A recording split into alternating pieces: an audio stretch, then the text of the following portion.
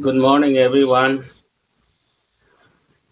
Learn daily English sentence while we explore the kitchen. Let's talk about kitchen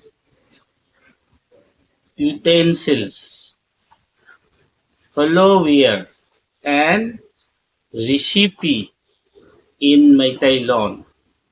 English conversation style, perfect for beginners to speak English confidently from daily life.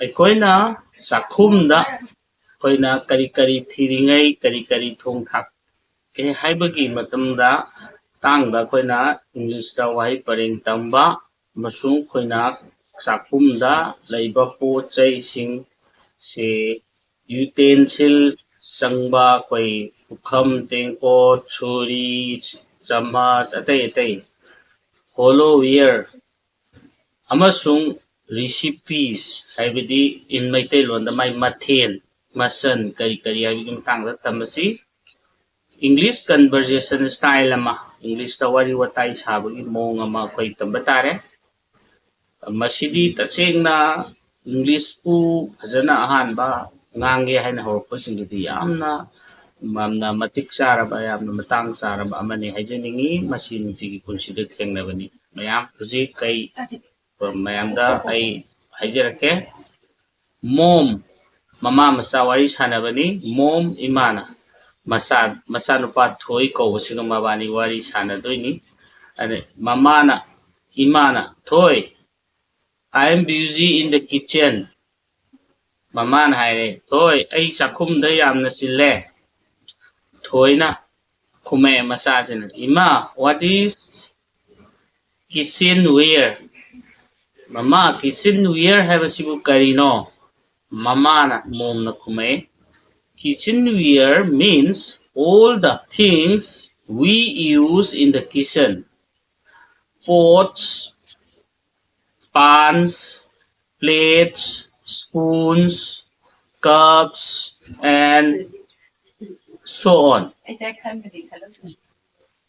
kitchenware ꯍꯥꯏꯕꯁꯤ ꯑꯩꯈꯣꯏꯅ ꯆꯥꯛꯈꯨꯝꯗ ꯁꯤꯖꯤꯟꯅꯔꯤꯕ ꯄꯣꯠ ꯆꯩ ꯈꯥꯡ call ꯂꯤꯛ plate ꯑꯗꯨꯒ ꯆꯃꯆ ꯀꯞꯅꯆꯤꯡꯕꯁꯤꯡ ꯃꯌꯥꯝꯁꯤꯕꯨꯅꯤ ꯊꯣꯏꯅ ꯏꯃꯥ what is hollowware ꯏꯃꯥ hollowware ꯍꯥꯏꯕꯁꯤ ꯀꯔꯤꯅꯣ ꯃꯃꯥꯅ ꯈꯨꯝꯃꯛꯑꯦ hollowware means utensils like bowls dish jugs and teapots hollowware ꯍꯥꯏꯕꯁꯤ ꯏꯕꯨꯡꯉꯣ ꯆꯥꯛꯈꯨꯝꯗ ꯁꯤꯖꯤꯟꯅꯔꯤꯕ ꯑꯩꯈꯣꯏꯒꯤ ꯇꯦꯡꯀꯣꯠ ꯄꯨꯈꯝ ꯖꯛ ꯑꯃꯁꯨꯡ ꯆꯥ ꯂꯣꯟꯅꯕ ꯑꯩꯈꯣꯏꯒꯤ ꯄꯥꯇ꯭ꯔꯅꯆꯤꯡꯕꯁꯤ ꯑꯩꯈꯣꯏꯅ hollowware ꯍꯥꯏꯔꯒ ꯈꯪꯅꯩ things that can hold food or liquid ꯑꯩꯈꯣꯏꯅ ꯏꯁꯤꯡꯁꯨ ꯍꯥꯞꯄ ꯌꯥꯕ ꯑꯗꯒꯤ ꯃꯍꯤ ꯃꯅꯥꯏꯁꯨ ꯍꯥꯞꯄ ꯌꯥꯕ ꯆꯥꯛꯁꯨ ꯍꯥꯞꯄ ꯌꯥꯕ ꯄꯣꯠ ꯆꯩꯁꯤꯡꯗꯣ ꯑꯗꯨ hollowwareꯅꯤ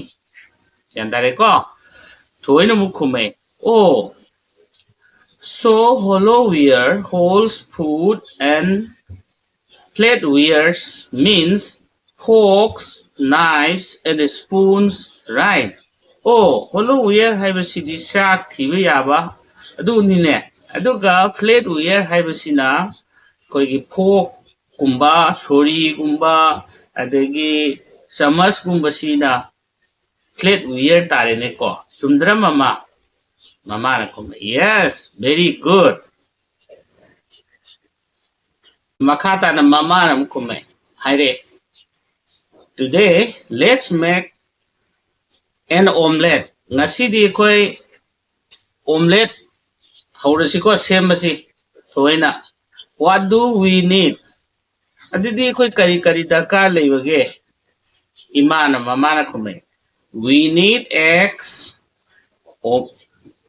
onion salt oil and a pan yantare ko thoina let me break the eggs ai yerum si thugai ra age mamana good now chop the onion ji tilau du soiro Hoina. Should I add salt now? Ay thum kara huji hapsen gadra. Mamana. Yes, add a pinch of salt. Thum khuchapi ama hapo. And pour a little oil into the pan. Khang the thau khara haijalo. Thoina. The oil is hot.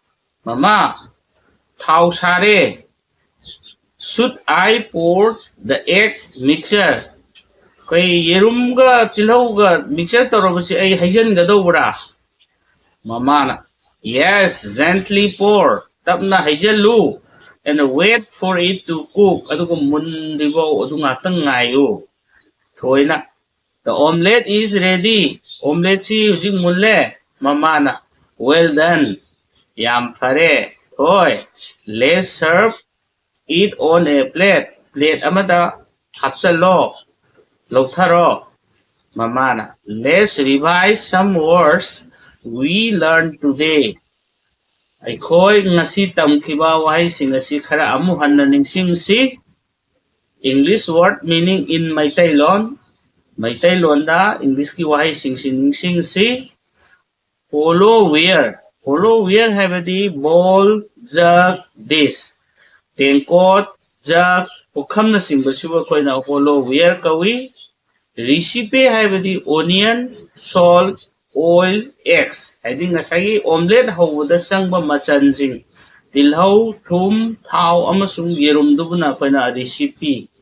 Adagi plate where haraga na koy na fork, aduga knife, spoon.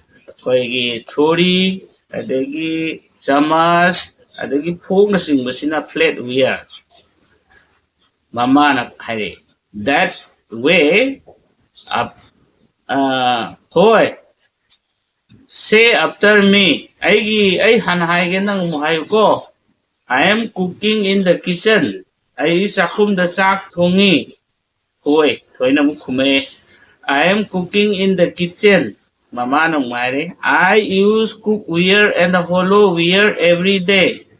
Na mo kume. I use cookware and hollowware every day. Makata na thoina mu kume I use cookware and hollowware every day. Aina numit kudingi koigi cookware sing amasung hollowware sing sijinay. Mamana. I love trying new recipes. Ay anauba manjang mathen jingse ay di pamjay. Thoina. I love trying new recipes. Ay anauba injang mathen sing ase hon thongba se taw thongbugi thabak tawba se ay pamjay. Mamana very good. Jam phare you are speaking English fluently now. Hojikti nang English phajana ngangli. Ngangle aduna thoina kume. English is easy when we learn from daily life. English haibase yamna lai aikoina nutigi sijinarabadi. Mamana thoy, let's learn English by speaking. Akoy English ngangaga English tamasi. English ngangradi koy English hairaroy. Thank you friends and learners. Today I'm giving you this sentence for practicing and repeating in your day-to-day life. Then you can become a fluent and confident speaker. Okay, see you in the next video. Bye.